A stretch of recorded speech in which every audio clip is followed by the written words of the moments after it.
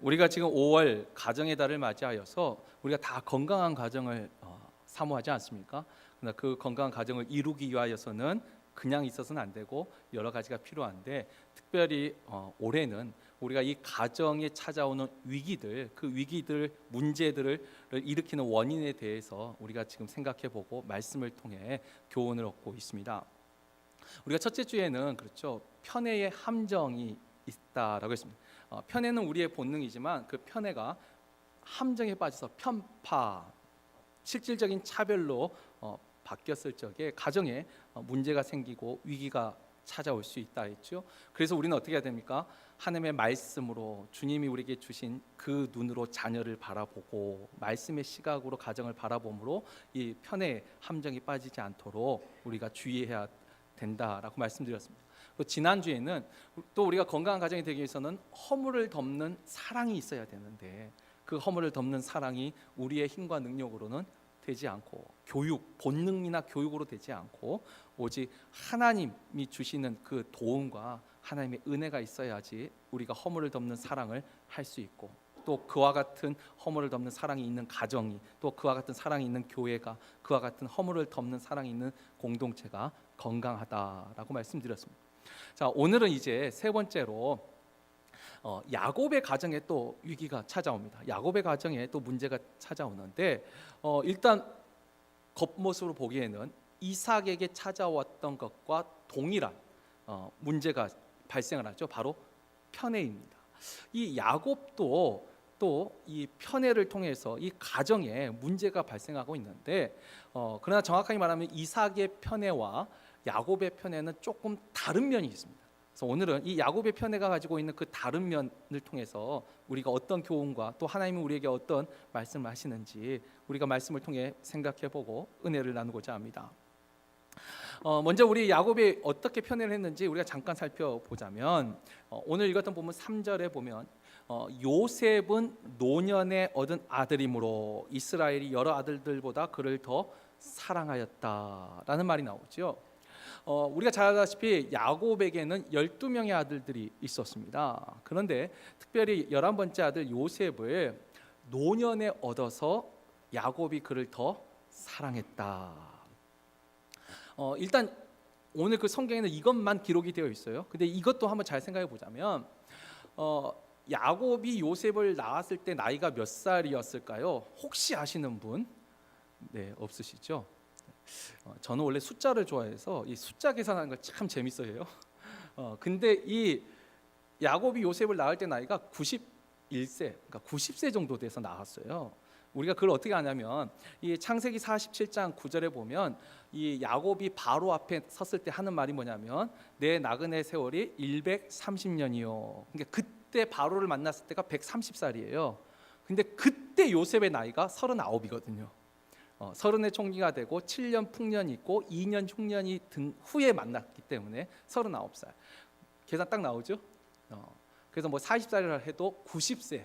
지금 나이 90세의 요셉을 낳았어요. 그러니까 분명히 노년에 낳은 아들은 맞습니다. 그리고 또 우리가 이걸 가지고 계산을 해보면은 요셉은 라반의 집에 있을 때 낳았어요. 베냐민은 가나안에 와서 낳았고, 근데 라반의 집에 20년 있었거든요. 그러니까 라반의 집에 갈 때도요, 야곱이 청년일 때 간 게 아니에요. 거의 70세 넘어서 대략 한 73, 4세. 그러니까 아브람이 75세에 하란을 떠날 때 비슷한 나이에 야곱도, 그러니까 할아버지예요. 야곱이 베델에서 그 돌베개 베면서 그 하나님의 그 사닥다리를 오고 내리는 그 그림이 있는데, 거기 보면 청년으로 나오는데 정확하게 말하면 청년이 아니에요. 할아버지가 누워서 지금 보는 거예요. 그러니까 70여 세 넘어서 가고 90세에 이르러서 낳은 아들. 근데 여기서 조금 이상한 게, 그러면 진짜 노년에 얻어서 사랑했다면 요셉보다 누굴 더 사랑해야 될까요? 막내 베냐민이 있거든요. 베냐민을 더 사랑했어야 돼요.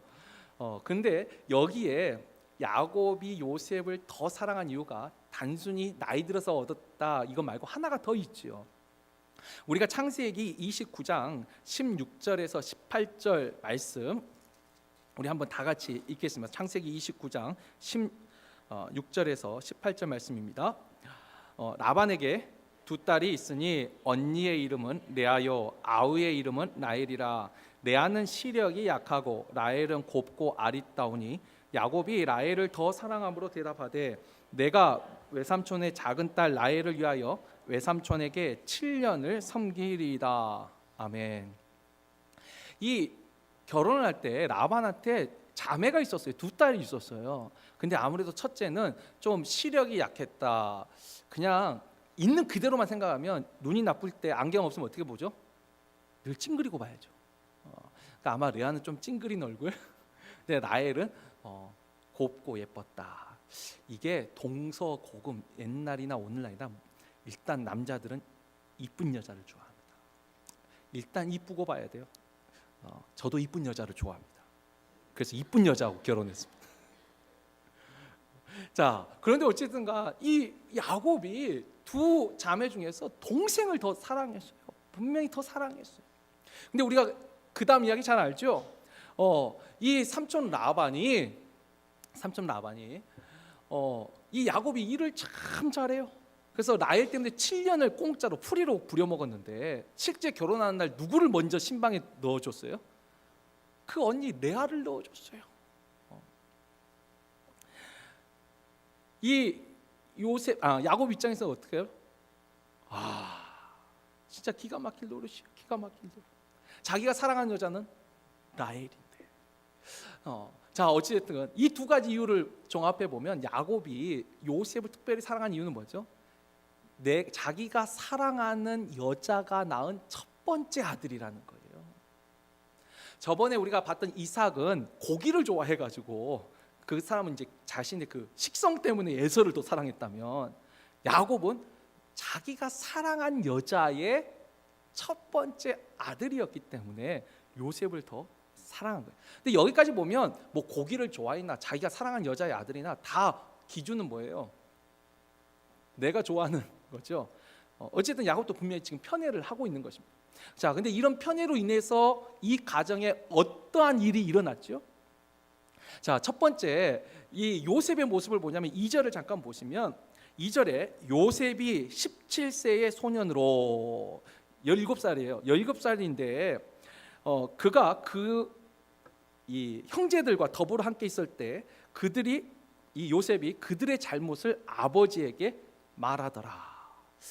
여러분 일단 17살이에요. 17세예요. 그러면 지금 몇 학년 정도 되죠? 네? 하이스쿨 아마 11 그레이드 아마 이 정도 될 거예요. 17살이면 컸어요. 그런데 형제들의 잘못을 아버지한테 계속 고자질을 하고 있어요. 17살짜리가. 여러분 한번 생각해 보세요. 사실 나이가 어리면 애들은 당연히 고자질합니다. 지금 저희 집에도 수빈이, 혜빈, 수겸 세 아이가 있잖아요. 수겸이, 혜빈이 늘 와서 아빠 수겸이가 아빠 혜빈이가 맨날 고자질해요. 서로 와서 잘못했다는 거예요. 자, 그런데 솔직히 저는 변명하고 핑계대고 그 다음에 고자질하고 남 탓하는 거 진짜 싫어하거든요. 그래서 올 때마다 혼을 내요. 오히려 고자질을 하면. 그러니까 첫째 수빈이는 와서 말을 안 합니다. 왜냐하면 어차피 해봤자 좋은 소리 못 듣거든요. 저한테.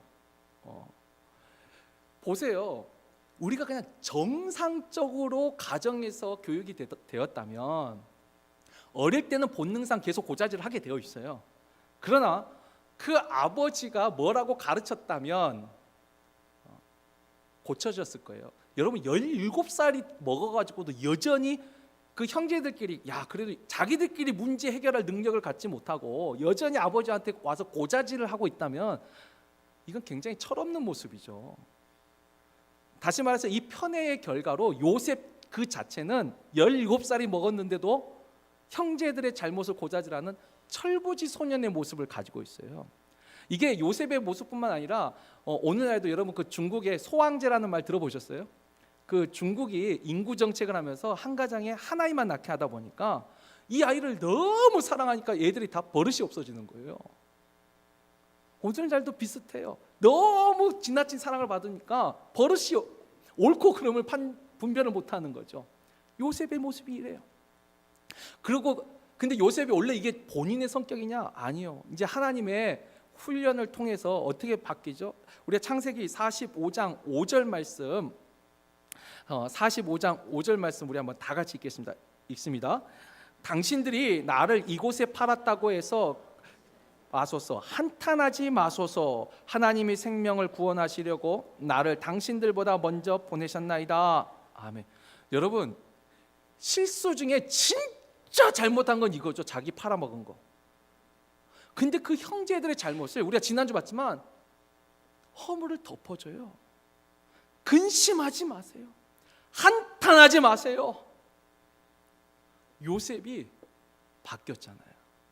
참 17세 철부지 그 허물을 덮어줄 줄 모르고 그걸 고자질하던 그 철부지 소년이 하나님의 훈련을 통해서 어떻게 바뀌어요?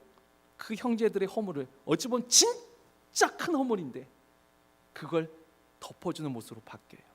근데 이렇게 바뀌었는데 그 전에는 분명히 아버지의 편애로 철이 없었어요. 자, 요셉은 철이 없었다 하고, 그럼 그 형들은, 나머지 형제들은 어땠을까요? 자, 오늘 다시 본문 4절에 보면은 그의 형들이 아버지가 형들보다 그를 더 사랑을 보고 그를 미워하여 그에게 편안하게 말할 수 없었더라. 그 편애 때문에 동생인데도 편안하게 말을 못해요. 미워했어요. 그리고 그 미움이 어느 정도죠? 그 밑에 우리가 18절 20절을 보면은 우리가 요셉을 그 형들이 종으로 팔았다라고 알잖아요. 근데 팔기 전에 분명히 형들이 어떤 마음을 가졌냐면 요셉을 죽이려고 했었어요.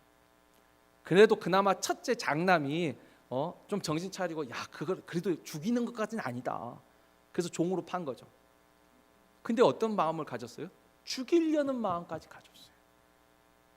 아니, 같은 형제가 결국 그 아버지 편애로 인해서 동생을 죽이려는 마음까지 가지고 있어요. 이 가정이 보세요. 건강해요? 한쪽은 철부지요, 한쪽은 동생을 미워해서 죽이려는 마음을 가지고 있어요. 병들어 있어요. 근데 자식들만 병들었나요? 자, 이 야곱도 결국 그 편애로 인해서 어떻게 되죠? 그 형들이 동생을 팔아놓고 죽었다고 거짓말해서 결국은 나중에 다시 야곱이 요셉을 만날 때까지 정확하게 22년이고 거의 20여 년 세월을 또 이별하고, 그동안 자기는 어떻게 해요? 슬픔으로 지내요. 우리가 그때 아버지 야곱의 마음을 성경에서 확인할 수 있는 것이 창세기 44장 27절에 30절을 보면은 그 나중에 형제들이 요셉을 만나지 않습니까? 그 만나는 과정에 나온 대화 속에 나오는데 우리 한번 교독하죠. 44장 27절 말씀입니다. 주의 종 우리 아버지가 우리에게 이르되 너희도 알거니와 내 아내가 내게 두 아들을 낳았으나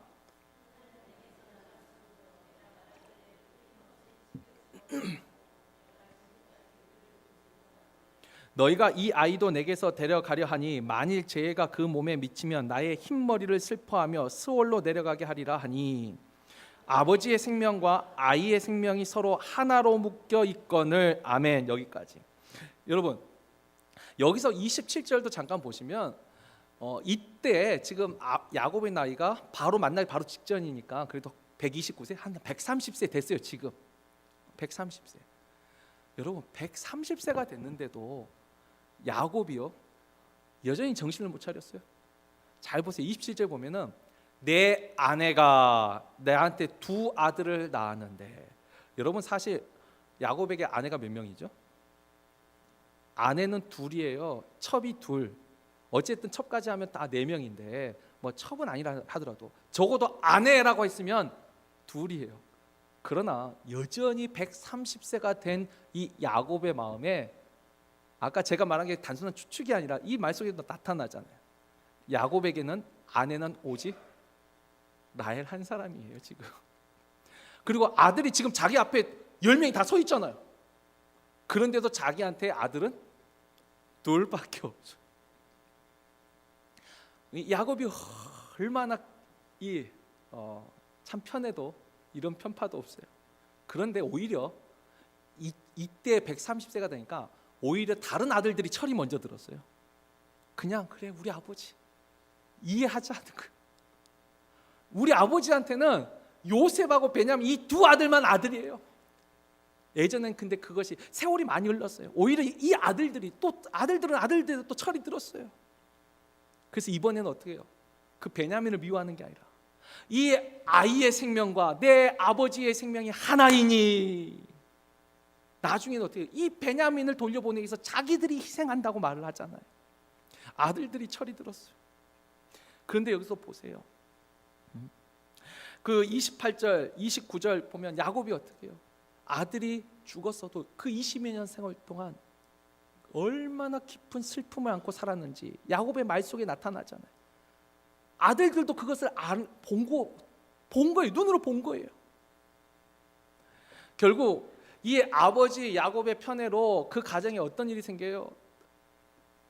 사랑받았던, 편애받았던 요셉은 철부지고, 그렇지 않던 형제들은 동생을 죽이려는 마음도 갖고, 나중에 이 아버지 야곱은 자신의 그 편애로 인해서 자신도 20여 년 세월을 깊은 슬픔 속에서 살아야만 했다.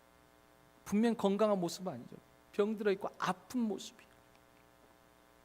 자, 여기까지 우리가 말씀을 생각하면 그래, 역시 편파는 참 안 좋아 하면 안 돼. 그러면 지난번에 우리가 들었던 이삭의 그 편애와 교훈이 똑같아요. 아니요. 근데 여기 조금 다른 면이 있어요. 야곱에게는. 그래서 우리가 이 야곱의 편애를 조금 더 이제 깊게 들어가 보자면, 일단 여러분, 이삭은요 아버지로부터 편애를 받진 않았어요. 물론 그 형 이스마엘이 있었고 또 나중에 후처 그두라를 통해서 아브라함이 여러 자녀를 더 낳았지만 아브라함은 편애를 하지 않았던 것 같아요.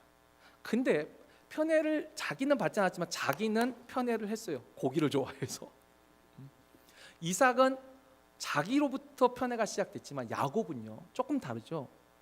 야곱은 자기가 피해자였어요.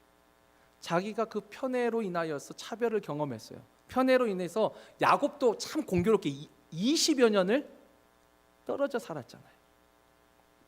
그런데 야곱이요, 피해자였던 야곱이 가해자가 되고 있더라는 거예요. 자기도 편애를 하고 있다는 것이 이삭과는 분명히 달라요. 피해자였던 사람이 가해자가 되는 경우, 이게 바로 야곱의 편애의 가장 큰 특징입니다. 근데 여러분, 우리가 가해자가 피해자가 되는 경우도 간혹 있어요. 근데 이건 복수를 당했을 때 가해자가 피해자가 돼요. 그런데 피해자가 가해자가 되는 경우는요, 이런 경우가 얼마나 많이 있는지, 이 불어에서 나오는 말이지만 클리셰라는 말이 있는데, 이게 전형적인 일반적으로 일어나는 일. 근데 이 피해자가 가해자가 되는 일을 클리셰 한 범주로 넣을 정도로 이건 참 일반적인 거예요.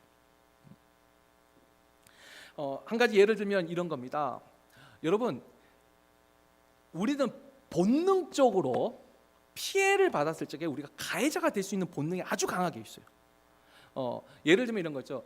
여러분, 누가 여러분을 비난하거나 지적하면 우리는 어떤 반응이 자연스럽게 나타나죠? 우리도 똑같이 비난하지 않습니까? 똑같이 잘못을 찾아내지 않아요? 여러분, 거기에 대한 이 심리학의 여러 가지 원인들이 있지만 그 중에 하나, 우리가 그런 본능을 가지고 있어요. 그리고 또 하나, 예를 들면 군대에서도 마찬가지입니다. 이 미국 군대도 제가 그 역사를 좀 아는데, 미국 군대도 심했어요. 근데 한국 군대도 그렇지만 이 폭력 문제가 있습니다. 고참이 후임병을 이 폭력을 사용을 해요. 제가 있던 부대는, 제가 그 군부대에 있던 그 부대가 이 육군에서 그 군대에 한 폭력을 근절하기 위해서 홍보 영상을 찍을 때 우리 부대가 예화로 쓸 정도로 좀 폭력이 좀 많았어요. 제가 있던 부대가. 원래 전방보다는 후방이 폭력이 많아요. 왜냐하면 전방은 실탄이 있기 때문에 잘못하면 죽거든요. 그러니까 여기는 함부로 못 때려요. 근데 오히려 후방이 여러분, 그 머리 박기라는 것이 있어요. 그 머리를 박고 이렇게 서는 건데, 치약 뚜껑에 머리를 박아요. 그게 우리 부대에서는 치약 뚜껑에 머리를 박았어요. 이게 안 해본 사람 모르지, 이게 상당히 힘든 거예요. 치약 뚜껑에 머리를 박으려면. 그런데 참 재밌어요. 내가 당했어요. 그런데 나중에 나도 그걸 시키더라는 거예요. 우리가 정주 집사님이 저를 이상하게 봐서 제가 짚고 넘어가는데, 저는 치약 뚜껑에 머리 박았습니다. 근데 저는 안 했습니다. 네, 그래서 그래도 떳떳하게 말할 수 있어요. 저는 분명히 맞았어요. 나는 맞았지만 저는 때리지 않았어요. 적어도 제가 거기서는 떳떳하기 때문에 지금 말씀을 드리는 거예요. 여러분, 그리고 또 고부간에도 마찬가지예요. 시어머니 며느리, 여러분 시집살이 혹독한 며느리가 그 다음에 시집살이 시킬까요, 안 시킬까요? 시킨다는 게 더 일반적이라는 거예요. 더 시키더라는 거예요. 여러분, 가정폭력도 맞아요. 맞아본 사람이 때립니다. 그 확률이 훨씬 더 많아요. 여러분, 갑질이라는 말 들어보셨죠? 예를 들면 오너가 렌터에게 함부로 대해요. 그런데 그 렌터가 오너가 됐을 때 어떻게 되죠? 자기도 똑같이 하더라는 거예요. 이 종업원의 갑질이라는 말이 있어요. 어떤 식당에서 예를 들면 웨이터를 하면서 섬겼던 사람이 다른 식당에 가서 자기가 당했던 그걸 그대로 하더라는 거예요. 학교 폭력 문제가 있어요. 근데 한국에서도 요즘 참 문제가 많은데, 이 학교 폭력 얼마 전에 통계가 나왔어요. 그 자료가 나왔는데, 학교 폭력을 한 애들을 이제 자료가 모여서 봤더니 절반 이상이 다 맞아본 애들, 학교 폭력의 피해자였던 애들이 또 가해자가 되어 있더라는 거예요. 여러분, 경제에도 다단계 아세요? 다단계 내가 속았어요. 그런데 자기도 속이더라는 거예요. 지금 제가 무슨 말을 하는 거냐면, 그리고 또 일상생활 하나 더 해볼까요? 보복운전이라는 게 있어요. 어떤 차가 갑자기 끼어들었어요. 새치기 당했어요. 내가 피해자예요. 화가 나요. 그러니까 어떻게 해요? 나도 확 가가지고 확 브레이크 밟아요. 보복운전. 지금 우리의 삶 속에요, 생각보다 피해자가 가해자가 되는 경우가 정말 많더라는 거예요. 정말 많더라는 거예요. 자, 그런데 여기서 우리가 이제 이 세상 학문의 지식도 좀 도움이 돼요. 이 심리학에서 하는 말 잠깐 소개를 시키자면, 그와 같은 행동을 하는 우리의 심리에 어떤 심리가 있냐면 보상 심리가 있기 때문이라 그래요. 근데 여러분, 보상 심리 들어보셨죠? 근데 이 보상 심리가요, 원래는 보상 심리 죄송해요. 보상 심리가 긍정적인 보상 심리가 있어요. 그러니까 내가 열심히 일하고 거기에 합당한 보상을 받아야겠다. 그래서 내가 더 좋은 보상을 받기 위해서 내가 열심히 일하는, 이건 긍정적인 보상 심리라고 해요. 그러나 우리가 일반적으로 말하는 심리학에서 말하는 이 보상 심리는 부정적인 거예요. 근데 여러분, 부정적인 것이 단순히 우리에게 현실적으로 좀 이해 쉬운 예로 들어보자면, 그렇죠, 우리가 이민 와서 얼마나 고생 많이 했습니까? 그래서 자녀들에게 대해서 부모들이 보상 심리를 가지고 있다는 말 많이 들어보셨을 거예요. 그런데 내가 너희에게 이렇게 잘했으니까 너희도 나에게 이렇게 잘하라, 이건 긍정적인 보상 심리예요. 근데 부정적인 보상 심리라는 게 심리학에서 말하는 말하는 보상 심리가 부정적인 것이 더 많아요. 이건 뭐냐면, 나만 당한 건 억울하니까, 나만 당한 건 억울해요. 그 억울함을 보상받기 위해서 너도 당해봐라. 이게 심리학에서 말하는 부정적인 보상 심리. 아까 말했죠, 자녀에게 말할 때 내가 너희에게 이렇게 잘했으니까 너도 나에게 잘해라, 그건 그래도 좋은 거예요. 그런데 나는 너를 키울 때 이렇게 참고 견디면서 너를 키웠어. 그러니까 너도 이제 참고 견디면서 말이 안 되는 그것도 해야 돼 할 때, 이게 부정적인 보상 심리예요. 내가 잘해준 것에 대한 것을 너도 잘하라, 이 정도는 좋은 거지만, 내가 참았어, 내가 견뎠어, 내가 이겨냈어, 그러면 너도 참아야 되고 너도 견뎌야 되고 너도 이겨야 돼. 이게 부정적인 보상 심리라는 거예요. 군대에서 내가 맞았어요. 맞았으니까 어떻게 해요? 내가 그걸 참았어요, 견뎠어요. 너도 그렇게 해야 돼. 우리가 그렇죠. 형이, 첫째가 이 소리를 들으면서 사는 사람들, 그 소리가 너무 듣기 싫어요. 그런데 참 재밌는 건, 그 소리를 들은 첫째나 또 그 소리 때문에 피해를 받던 둘째도 똑같이 자기 자녀한테 첫째는 그 말을 하고 있더라는 거예요. 똑같이. 근데 그게 보상 심리라. 근데 여러분, 이 보상 심리가요, 부정적인 보상 심리가 위험한 요소가 있어요. 아까 했죠. 내가 참았으니까, 내가 견뎠으니까 너도 참아야 돼, 너도 견뎌야 돼. 이 과정에서 진짜 위험한 요소는 뭐냐면 죄책감이 사라진다는 거예요. 자기 안에서 죄책감이 사라져요. 아까 했죠. 야곱이요, 적어도 이삭과 야곱의 편은 좀 다른데, 야곱은 뭐 성경에 나와 있진 않지만 뭐 추측해 보면 적어도 자신의 편에 대해서 좀 정당하다는 생각을 할 수도 있었을 거예요. 왜죠? 자기가 원래 사랑했던 여자는 라헬이에요. 처음부터 그렇게 말했어요. 처음부터. 근데 그 삼촌이 속였어요. 그래서 정략 결혼을 시켰어요. 여러분, 정략 결혼이 뭐죠? 정략 결혼이란 것은 부모가 자신의 유익과 이득을 얻기 위하여서 자녀의 의사를 동의를 구하지 않고 결혼을 시킨 걸 정략 결혼이라 그래요. 아니, 이 자녀를 위해서 너한테 이게 좋은 거야 한 건 정략 결혼이 아닌데, 자기 부모가 좋기 위해서 결혼시킨 걸 정략 결혼. 라반은 야곱이 훌륭한 일꾼이에요. 7년을 공짜로 부려먹었어요. 근데 7년 더 부려먹으려고 쉽게 말하면 좀 표현이 그렇지만 끼워 팔기를 한 거예요. 라헬을 결혼시키면서 잘 안 팔리는 레아를 같이 끼워서 같이 팔아버렸어.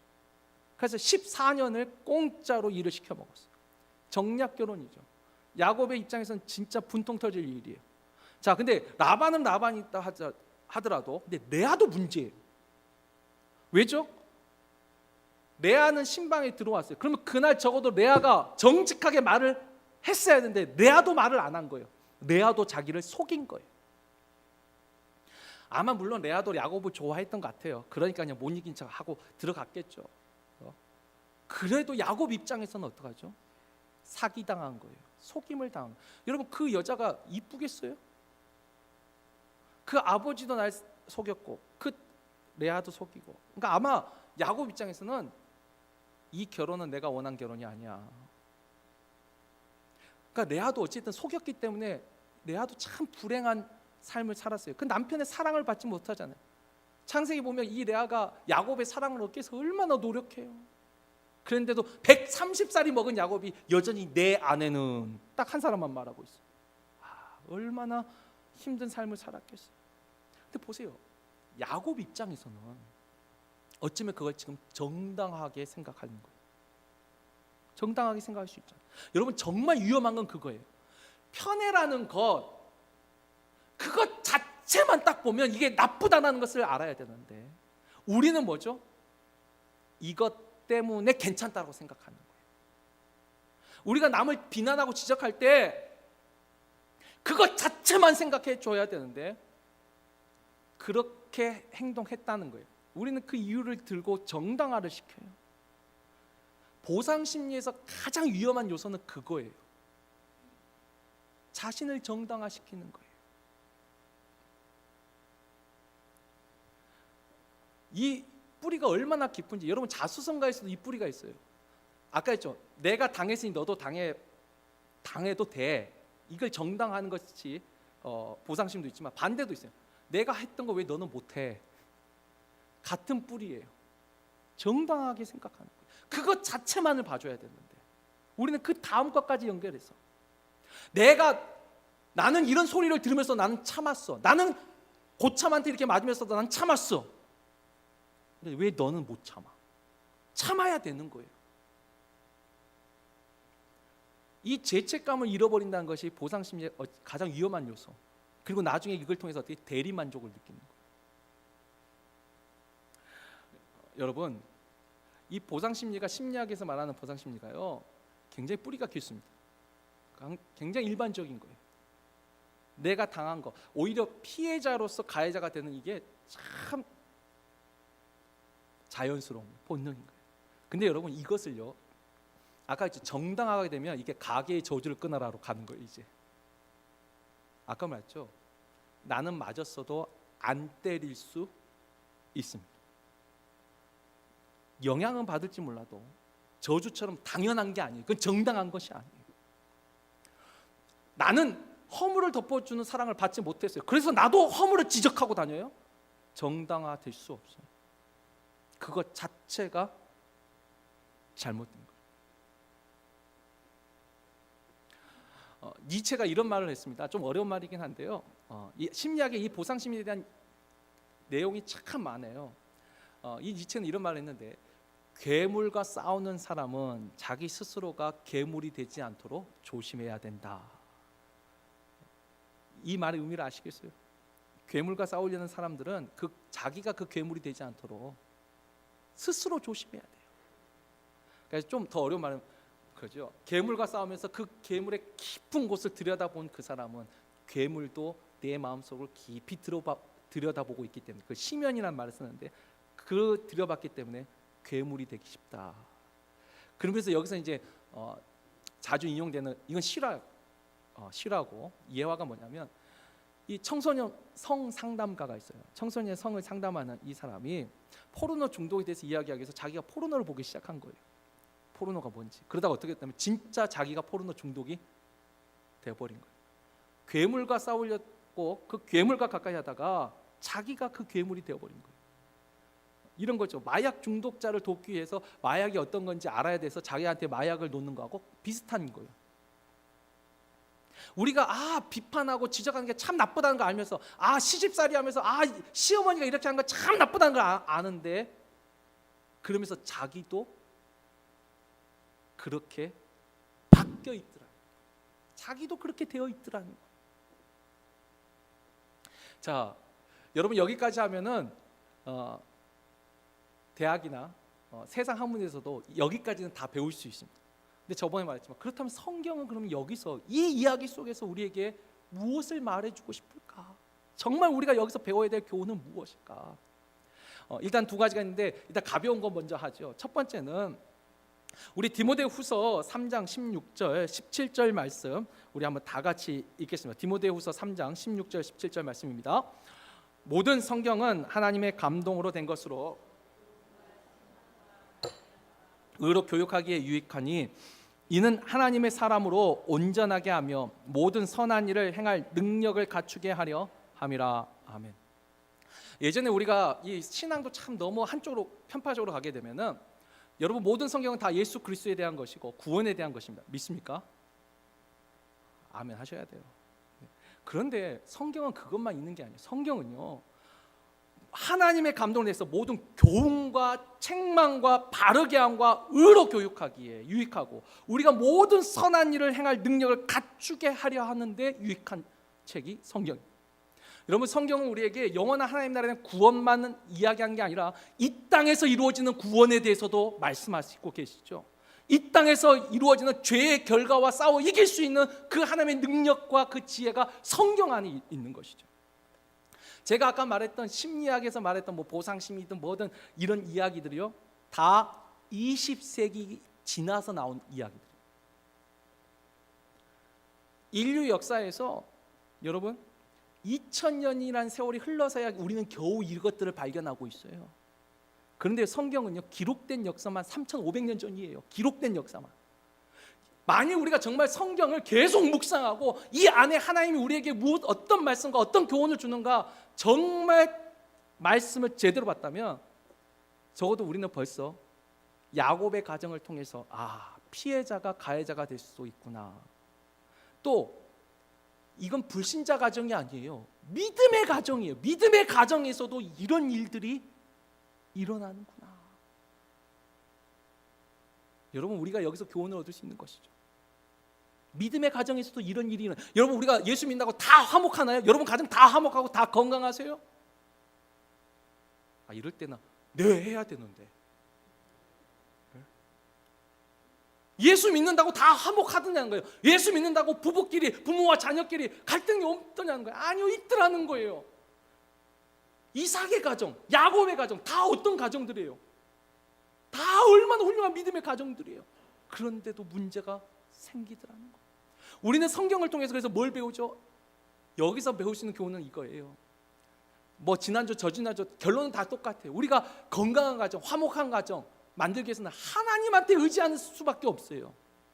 내가 하나님한테 의지할 때도 어떻게 해요? 매일매일 의지해야 돼요. 우리가 여호수아 1장 9절을 보면 너희가 말씀을 어떻게 묵상해야 돼요? 주야로 묵상해야 돼요. 하나님의 말씀 한번 과거 공부했다고 충분해요? 아니요. 또 똑같은 내용을 또 들어야 돼요. 또 들어야 돼요. 매일매일 들어야 돼요. 매일매일 기도해야 돼요. 그렇지 않으면요, 우리도 언제든지 편애의 함정에 빠질 수 있고, 우리도 언제든지 허물을 덮는 사랑이 아니라 허물을 드러내는 사람이 될 수 있고, 우리도 언제든지 피해를 입은 사람으로 똑같은 가해자가 될 수 있더라는 거예요. 매일 하나님을 의지해야 되는 이유가 여기 있는 거죠. 말씀을 통해서 우리가 그걸 배운 거예요. 이것이 일단은 오늘 이 이야기 속에서 우리가 얻을 수 있는 첫 번째 교훈. 그런데 이제 말하는 것이 진짜입니다. 사실 이 야곱의 가정을 통해서 우리가 얻을 수 있는 진짜 교훈은 지금 제가 말 앞에 거 다 잊어버려도 이것만 기억하셔도 돼요. 보세요. 야곱의 가정에 일어난 그 어떤 뭐 보상 심리가 됐든 어쨌든가 야곱이 정당성을 가지고 했든 그 모든 속에서 어떻게 해요? 우리가 연약하다는 걸 발견할 수 있죠. 지난주에도 그랬어요. 허물을 덮는 사랑이 좋다는 거 알아요. 근데 우리가 덮어지나요? 여러분 덮어져요? 허물의 크기에 좀 다르겠지만 어떤 건 평생 덮어지지 않는 상처들도 있어요. 우리 능력으로, 우리의 본능과 교육으로 안 돼요. 마찬가지 야곱도 안 돼요. 그런데 우리가 여기서 발견할 게 뭐냐면, 자, 아까 우리가 읽었던 창세기 45장 5절을 읽었었는데 그 밑에 7절, 8절 말씀을 우리 한번 다 같이 읽겠습니다. 45장 7절, 8절 말씀입니다. 읽습니다. 하나님이 큰 구원으로 당신들의 생명을 보존하고 당신들의 후손을 세상에 두시려고 나를 당신들보다 먼저 보내셨나니, 그런즉 나를 이리로 보낸 이는 당신들이 아니요 하나님이시라. 하나님이 나를 바로에게 아버지로 삼으시고 그 온 집의 주로 삼으시며 애굽 온 땅의 통치자로 삼으셨나이다. 아멘. 여러분, 이 요셉의 말 속에 뭐가 계속 반복적으로 나타나죠? 하나님이 나를 팔았다고 근심하지 마세요, 한탄하지 마세요 하고 일단 형제들의 허물을 덮어줬어요. 근데 그 허물을 덮어줄 수 있었던 근본적인 능력이 뭐냐면, 하나님이 당신들과 우리 가족을 살리려고 나를 먼저 보내셨습니다. 하나님이 나를 바로의 아버지로 삼고 애굽의 통치자로 삼으셨습니다. 하나님이 뭐예요? 하나님의 계획과 하나님의 뜻과 하나님의 섭리를 요셉이 발견했던 거예요. 여러분, 우리가 성경이 없지만 정말 요셉이요, 17살의 그 철부지애가 팔렸을 때 그때부터 이런 생각을 가졌을까요? 저는 성경이 없어도 그건 아니었을 거라고 생각해요. 그 마음에 분노가 없었을까요? 배반감에 치를 떨지 않았을까요? 그리고 그 아버지에 대한 그리움이 없었을까요? 얼마나 많은 감정들이 그 안에서 폭풍우처럼 일어났을 거예요.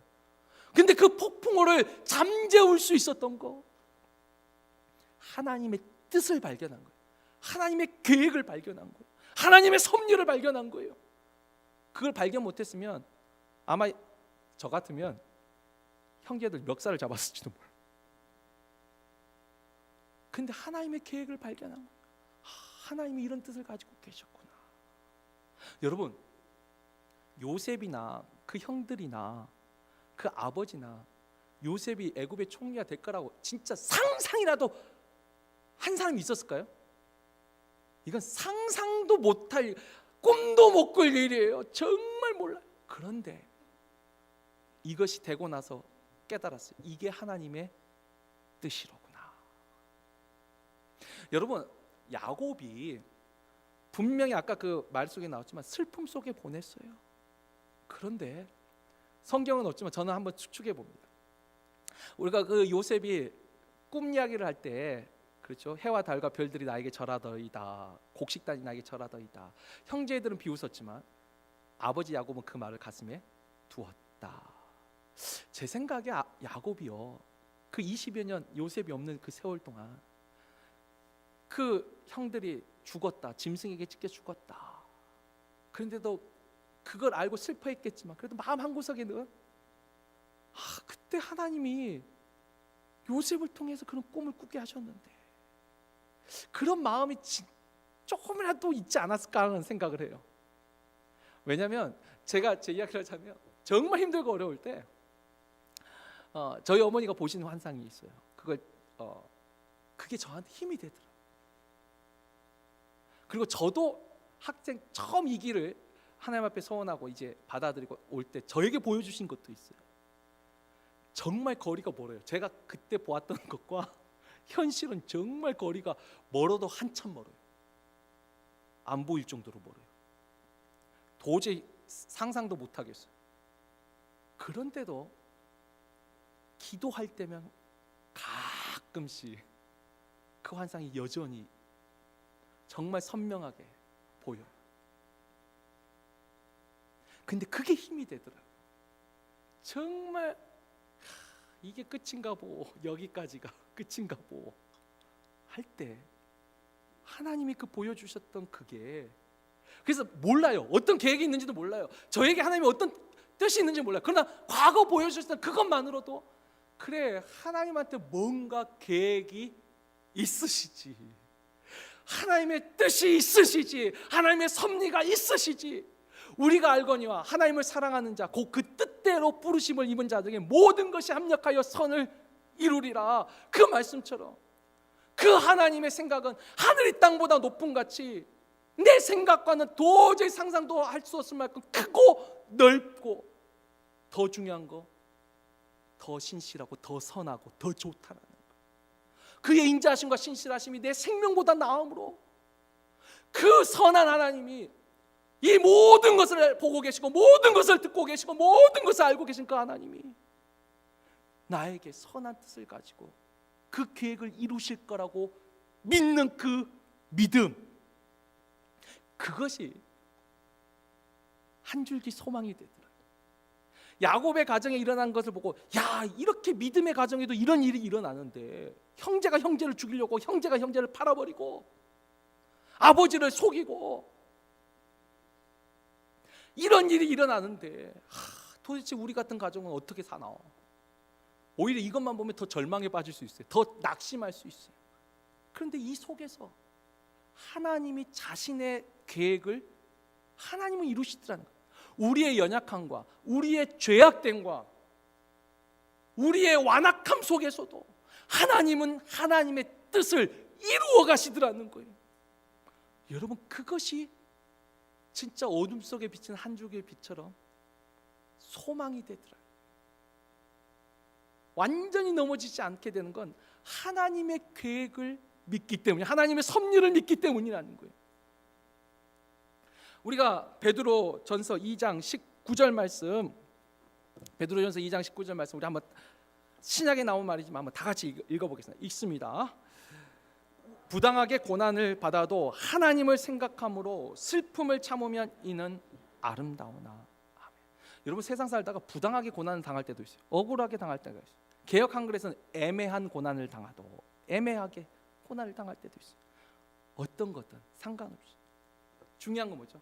하나님을 생각함으로 참으면, 그 말은 뭐죠? 하나님을 생각하면 참을 수 있어요. 하나님을 생각 못하면 우리도 못 참는다니까요. 부당하게 당하면 어떡해요? 한쪽 뺨 맞으면 어떻게 해야 돼요? 우리 양쪽 싸대기를 때려야 돼요. 그게 우리 본능이에요.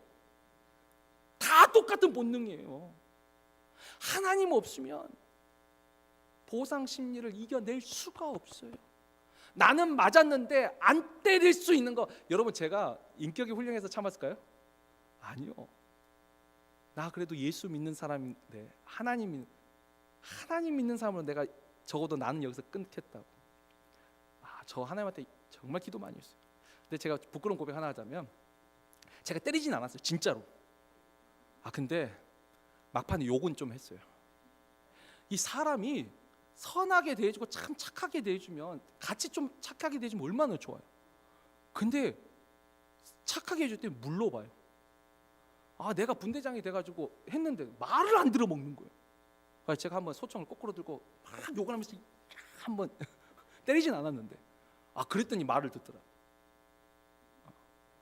이게 욕 안 하던 사람이 욕을 하니까 그제서야 말을 들어요. 이게 참 사람의 뿌리 깊은 본능이에요. 근데 저도 그때 욕할 때는 하나님 생각이 안 났어요. 이 때릴 때는 그래도 하나님 생각이 늘 나서, 왜냐면 항상 옥상이나 이런 데 보면 십자가가 보였거든요. 내부만 해서 십자가가 안 보이니까 그냥 너무 우리가 그래서 뚜껑이 열린다는 거예요. 여러분, 하나님 생각이 안 나면 우리는 할 수가 없어요. 하나님을 생각해야지만 참을 수 있어요. 여러분, 우리 가정이 정말 건강해지기를 원하세요? 여러분, 잘 아는 에디슨 이야기 잠깐 합니다. 그 아들이, 어린 아들이 학교에서 통지서가 왔는데 얘는 학습 부진하라 더 이상 가르치기 어렵습니다. 그 통지서를 받아온 애가 계란을 깔고 앉아가지고 병아리를 만들겠다고 그 위에 앉아 있어요. 저 같으면 복장 터져 죽습니다. 그 당장 끄집어내죠. 너 미쳤냐고, 네가 앉은데 계란이 이게 되겠냐고. 근데요, 여러분, 우리가 에디슨 훌륭한 건 아는데 진짜 훌륭한 건 에디슨 어머니예요. 이 어머니가 크리스찬이에요. 달걀 깔고 있는 아들 보고 우리 눈으로 보는 때 이거 커서 뭐가 되겠냐, 이거 나중에 밥벌어 먹고 살겠어요? 이 자녀를 볼 때 희망이 없잖아요. 소망이 없잖아요. 복장 터지잖아요. 그런데 이 에디슨 어머니 하나님 앞에 기도한 거. 그래도 모르죠. 그 에디슨 어머니도 에디슨이 그렇게 될지 몰랐을 거예요. 그러나 뭘 믿었냐면 에디슨이 앞으로 잘 될 걸 믿은 게 아니라 하나님이 이런 아이에게도 계획이 있으실 것이라고 믿은 거예요. 저는 그렇게 생각해요. 하나님을 믿은 거죠. 그게 소망이 된 거예요. 그 아들이 지금도 많은 사람들이 존경하는 그와 같은 사람이 된 거. 하나님을 생각하고 하나님이 계획을 가지고 있을 거라고 믿지 않으면 우리 자녀에게서 무슨 희망을 발견하면 좋아요. 근데 혹시 발견하지 못하거든. 세상은 그걸로 끝나면 한숨과 한탄과 낙심밖에 안 남아요. 이렇게 나약해가지고 어떻게 세상에서 살겠냐. 자수성가 아버지는 그것밖에 몰라요. 근데 하나님을 믿은 아버지라면 속은 터져도 그래도 하나님이 뜻이 있겠지. 하나님의 뜻이 있겠지. 하나님을 사랑하는 자에게는 모든 것이 합력하여 결국 선을 이룬다는 그 말씀 하나 믿고 하나님이 계획이 있으시겠지. 하나님의 뜻이 있으시겠지. 선을 이루시겠지. 그 믿음이 있어야지만 우리 가정에 위기가 들어오지 않습니다. 문제가 생기지 않습니다. 건강한 가정을 유지할 수 있습니다. 말씀을 맺습니다. 오늘 야곱의 가정을 통해서 여러분 여전히 또 결론 하나예요. 하나님 앞에 집중하는데 특별히 야곱의 가정에서는 우리는 하나님의 계획을, 하나님의 섭리를, 하나님의 뜻을 그걸 믿음으로 집중해야 돼요. 하나님의 계획이 있는 거예요. 지금 이런 일을 당하는 것도 하나님의 계획이 있는 거예요.